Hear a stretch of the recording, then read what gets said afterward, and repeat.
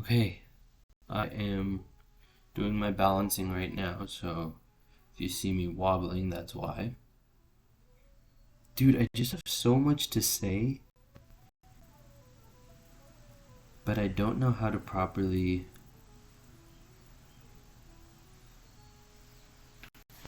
express kind of depth of what it is that I'm feeling.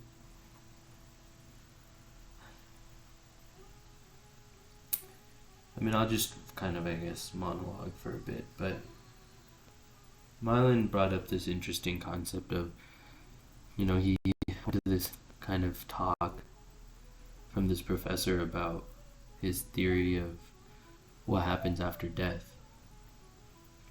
And I feel like when he spoke to me that day, I wasn't in the headspace. That was the day, you know, I dropped um, Cupcake, and the day after, I think, and I was really stressed out, and I just like wasn't in the headspace to like hear it, and I didn't really care. But now that it's been a few days after that, I'm feeling that like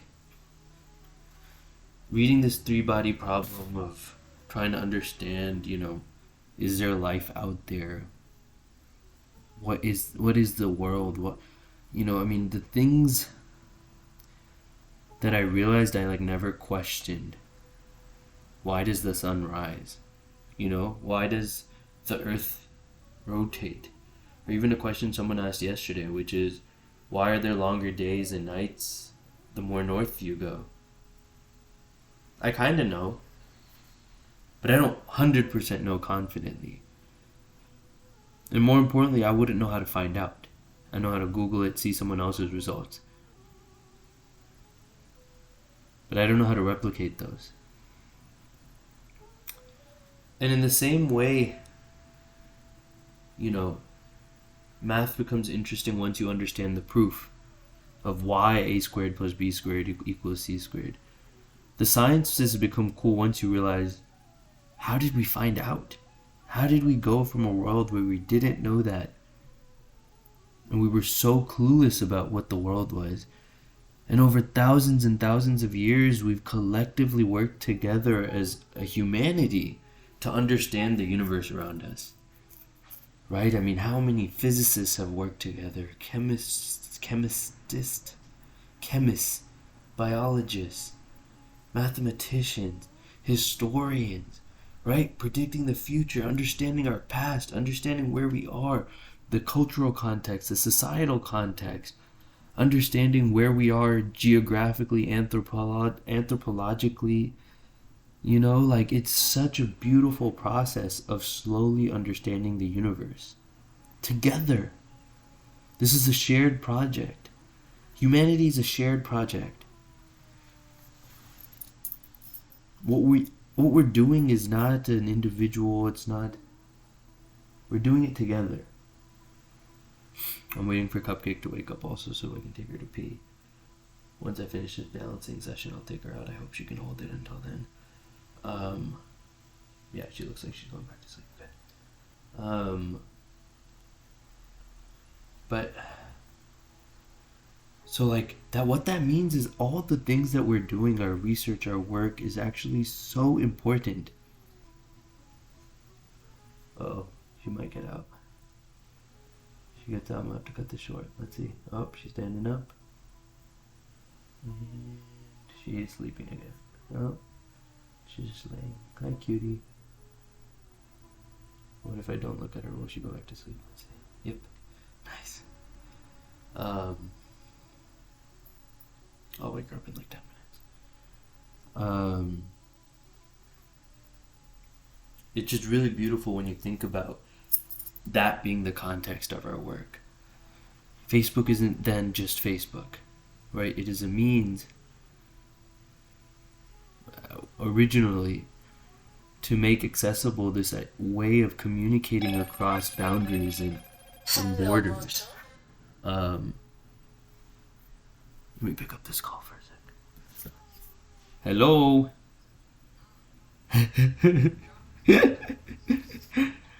How are you? Okay. I'll finish what I was saying earlier. I'll do my stretching now, so we can get that out the way. Oh, nice, right on there. Oof, there it is. Ah, nice. Um, I guess like the reason I'm recording this, which is I guess the main question. I guess like maybe every video journal that should be like the first question. Why am I recording this at this particular moment? Because I know why I'm doing the video journal as a whole, but what motivated me to record today? And I think because it's not something I'm doing regularly, like on a daily basis, there has to be something external that then prompts me in any given moment to be like, I should video record. Because if I was doing it every day, then it would be a different question. Then it's more of a thing of discipline than it is of like a, why did you choose to do this in this particular moment? Ah, nice and tight.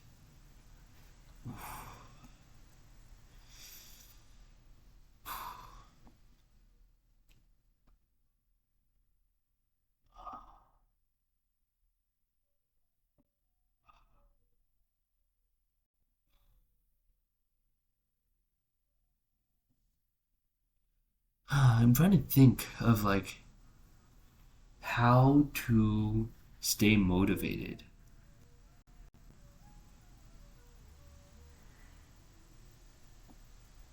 It seems that when I hop on YouTube, that's like the start of everything. It seems that YouTube is kind of my gateway into all the other kind of lower forms of existence. Even this Drake and Kendrick brief, like. So I think for me to move forward with my life, YouTube itself has to be cut down first. I think that's like where it begins. Um, my body's just tight. What do I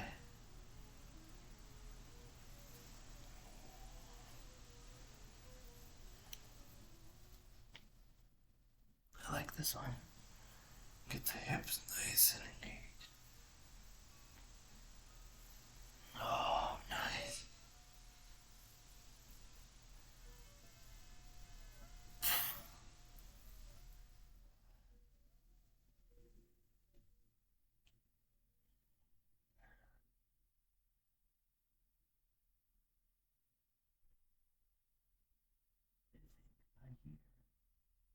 The kitty cat coming.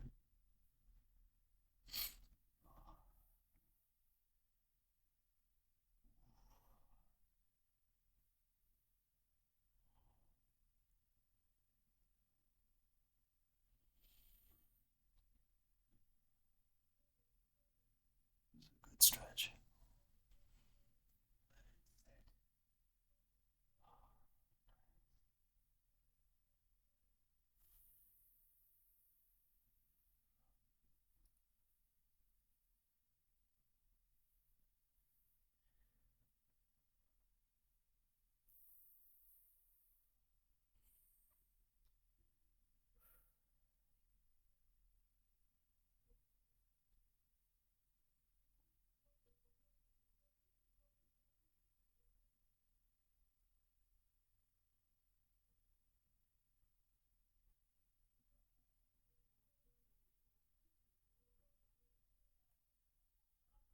Um, yeah, my parents came. I guess what I was talking about in the previous one is that, like, perhaps in all my busyness that I've been imposing on myself as of late, I've been missing maybe some of the really important questions of, like, I mean, maybe that's a place to start. What is, what are the right questions to be asking at this point, at any point in your life? Ooh, nice, very good stretch. Like, okay, there's a few that I can think of. I mean, there are those of basic sustenance, right? Like, how do I make sure I can eat daily? How do I make sure I have access to water daily? How do I, in essence, how do I make sure I can survive to the next day? And once you're able to consistently do that, how do I start saving up resources for when I'm not able to for a week, a month, a year, whatever? Um,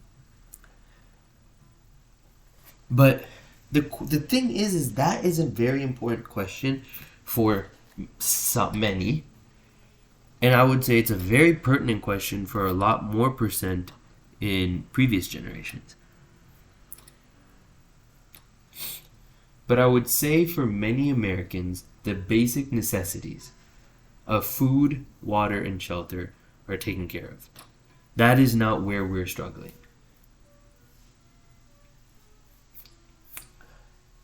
Whether it's healthy food, whether it's that's a separate conversation. But to be able to survive from a day-to-day basis, to eat whatever, even McDonald's. But even McDonald's is expensive now, so I'm not really sure how much calories a person needs to just like live. But I would say many people are probably over that threshold of basic survival, which for a long time humans were not. Humans did not have access to food daily, and I don't even actually think, I remember just reading somewhere that perhaps eating daily is not even the metric of like, that's not even something that's necessarily needed. What body part should I stretch next? My legs are stretched out. I'd like to stretch my hips out. How should I do it? I'll do it like this.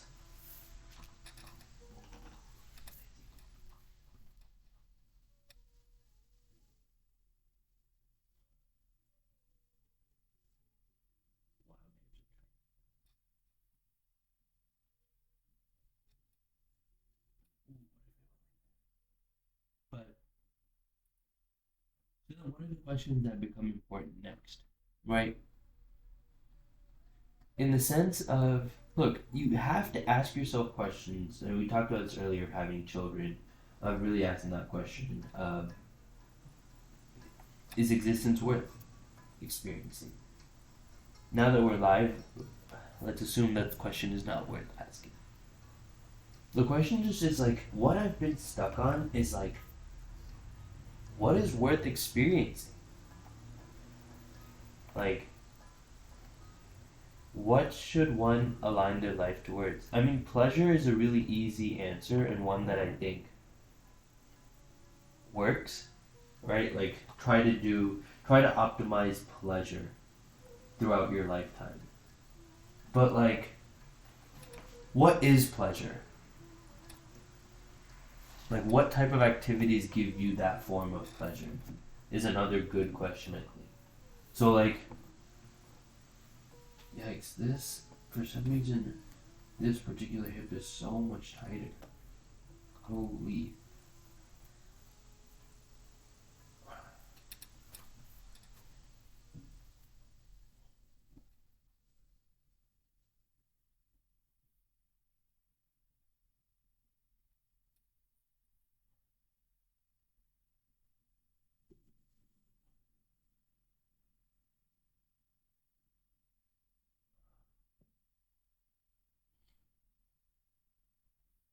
Like, pleasure can come from many different sources. So I like to differentiate for myself, active and passive pleasure. So the pleasure of watching TV is different than the pleasure of playing basketball, or like the pleasure of going on a 10-mile hike. Like, because I'm thinking about a specific example with Ellis, where like in the 10 miles, I didn't feel very pleasurable. But for the next 3 days, I felt really good. It was like a cool experience. I think positively about that moment all the time. It was a cool accomplishment. The benefits of something challenging like that lasts a lifetime. Where I can be like, I've been to the highest peak in Virginia. That gives me pleasure to say today. But there are a few, like, I can maybe say with pleasure I watched Attack on Titan, and for how much, kind of I learned from it, and there's a certain level of pleasure, but it's just not the same. There's no accomplishment in watching a lot of TV. And so,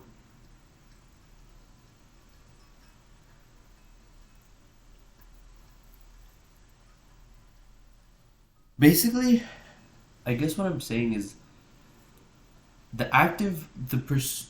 if your life is built on active pursuit of pleasure, so like to take on challenging things to do it to feel good, that's like fine. But I think the type of life that leads into is kind of one of just like the like for example the challenge of running a marathon. That's cool, but it offers no utility to anyone except you. But to take on the challenge of, I don't know, like feeding your town or feeding your village or feeding, like that is a challenge that has utility outside of just like it being for you. So that's fine. So I've already kind of built my life to kind of focus on that form of pleasure. But then I guess what I'm really pointing at is am I really doing it? Am I just saying it and talking it and all of that just to like feel that I'm doing something with my life? Or am I actually doing the things that I'm saying? And that is, I guess, yeah, now as I say it too, that's the reason I recorded this. I didn't feel like I was doing enough with my day. Felt like I kind of threw it away a bit. But I didn't really. I didn't really throw away the day. I had a pretty good day today. I'm happy now in my life. Like, I have not felt that before. I've never felt consistently like I'm doing okay on a day-to-day basis. Like, this is a good place that I'm in. So then the question is, then where do I go from here? It has to be through action. It cannot be through feeling. I just think a life built on like trying to feel takes away also from the feeling itself. I think even if you wanted to optimize for feeling, the best way to do it is not to focus on the feeling. And it's just that the idea of like whatever you focus on never gets there. But then manifestation says the opposite of that. I don't know. Yeah, that's interesting. Aren't those opposites? Where like, like what you focus on, like for example, if you focus on getting rich, you're like less likely to get rich than if like being rich is just a side product of something you're really thinking about.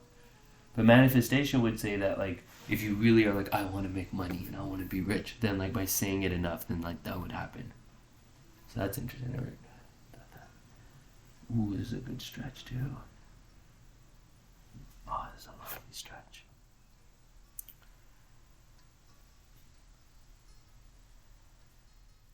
Also works on balance. Oh man, that's a great stretch. And I think if you like stand up straight, you can also get most look on and start getting this arm.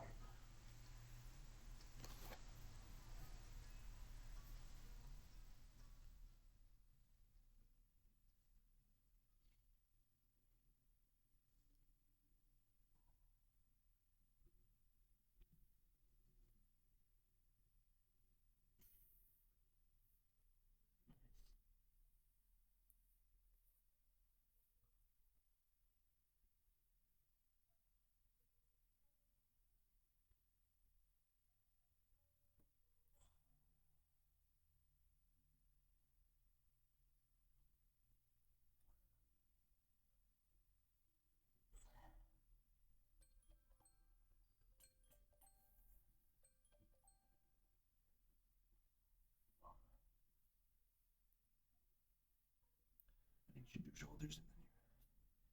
The long story short is this: life is going fast. And when you look at it through a lens of experience, I feel like you're doing it great. If you look at it through the lens of monetary, you're broke-ish. If you look through it at the lens of fulfillment, you're fulfilled. If you look at it through the lens of doing the path, having the children, having the house, I'm very far behind from most other people.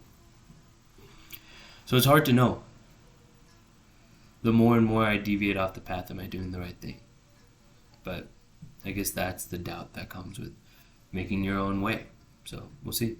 Alright, I love you, Gotham. And the thing is, when you make your own way, you have to fucking commit. You can't half-ass if you're going to take your own way. Don't say I'm going to do your own thing and then half-ass it. Then you're going to fail, and then, yeah. If you're going to do your own thing, you got to be about it. Don't, be about it. You think you're about it, you're not about it. It's because you're around people who are not about it, so you're more about it than them. You work harder than most of the people who work 9 to 5s who don't really care about their job. That is not a good enough bar to set. You have to be about it compared to people who love what they do. That you're not. You're not to that extent. And to be at that level, you need to be disciplined. There's a whole bunch of stuff that you need to kind of get together. Which you're doing a good job of. This year has been good. You've been learning a lot of skills. You've been learning a lot of but you can do better. You can do better and you need to do better. But I love you. But keep it up. Be better.